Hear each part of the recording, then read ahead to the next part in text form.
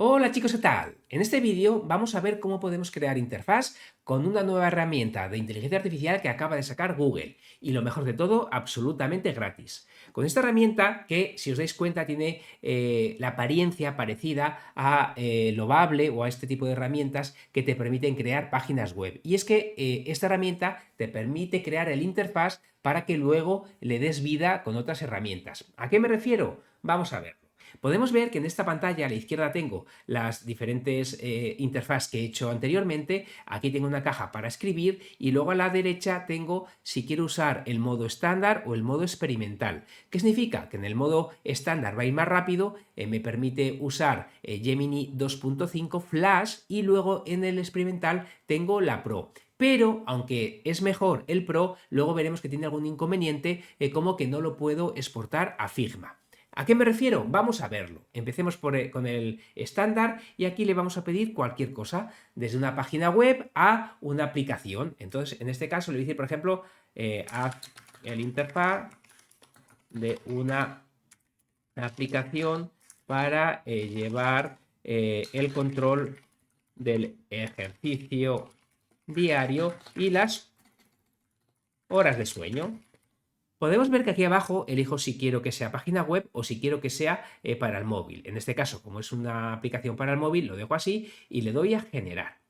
Ahora vais a ver que lo primero que me va a hacer es traducir mi prompt o mi pequeña indicación en algo un poco más elaborado y me dice que si estoy de acuerdo que sigamos hacia adelante. Entonces me dice que para diseñar una aplicación para llevar el control del ejercicio diario y las horas de sueño podríamos incluir las siguientes pantallas. Y me dice qué pantallas estaría bien añadir. Pantalla de inicio, registro de ejercicio, seguimiento de sueño, perfil de usuario.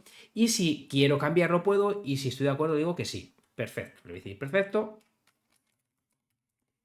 Y ahora en muy poquitos segundos vais a poder ver que me va a empezar a hacer esa aplicación.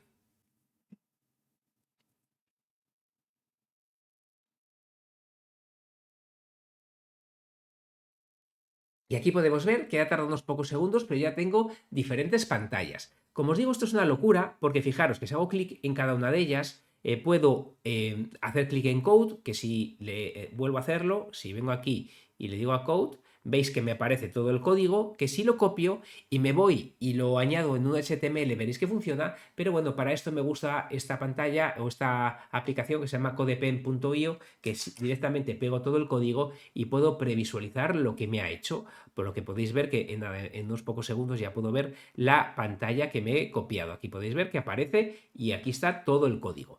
Esto en sí mismo está genial, porque como podemos ver aquí a la izquierda, está todo el código y aunque esto es estático, podría pasárselo a la propia inteligencia artificial para que fuera dinámico. Más allá de eso, hay otra cosa que me encanta y es la siguiente, que veis que pone aquí Design para ver el diseño o ver el código, pero es que además me aparece el botón de Figma, que si hago clic en Figma, se lo copia y si ahora me vengo a la herramienta Figma, que también tiene su versión gratuita, y para el que no lo sepa, es una herramienta que nos va a permitir modificar de una manera más profunda estos diseños u otros y además en formato vectorial. Fijaros que si yo le doy a crear uno nuevo, simplemente le doy a control V, porque ya está copiado, y aquí me aparece el interfaz que hemos hecho.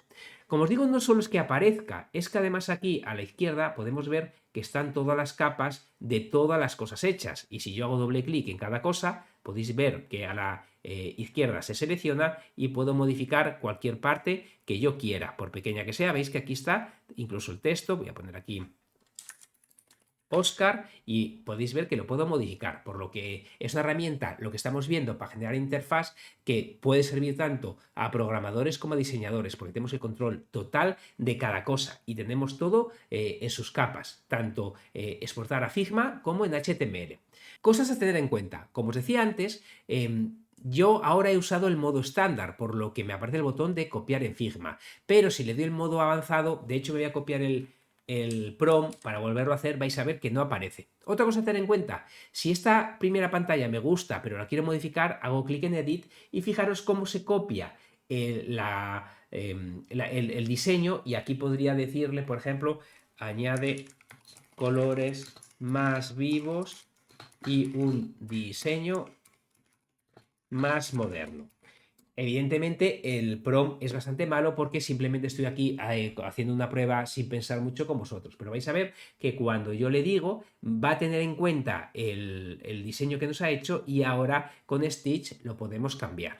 Bueno, y aquí tendríamos el diseño. Se han añadido colores más vivos. Sinceramente no noto mucho la diferencia entre uno y el otro, no sé si me ha hecho caso, pero bueno, entendéis a lo que me refiero. Vamos a probar ahora el otro modo. Fijaros, si yo me vengo para atrás y recargo, veis que está en modo estándar. Le digo que quiero el modo experimental, me aparece que ya puedo adjuntar un diseño que a mí me guste, aunque esté hecho por fuera, para que lo tome en cuenta para inspirarse, o puedo directamente hacer lo que hice antes, que fue crear un prompt que lo he copiado. Le doy a generar y, como os digo, tiene ventajas porque ahora es más potente el modelo de lenguaje, es más potente la inteligencia artificial, pero en contra veréis que me desaparece el botón de Figma. Por lo que, dependiendo para lo que estemos haciendo, nos puede venir bien un modo u otro.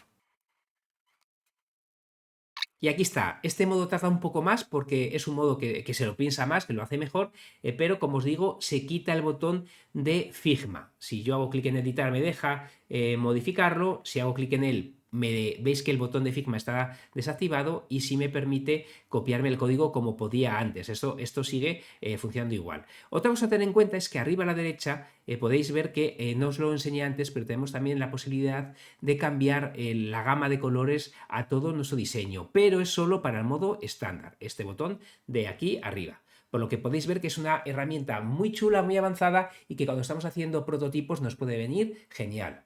Espero que os haya gustado, que os sirva. Nos vemos en el siguiente vídeo. Hasta luego.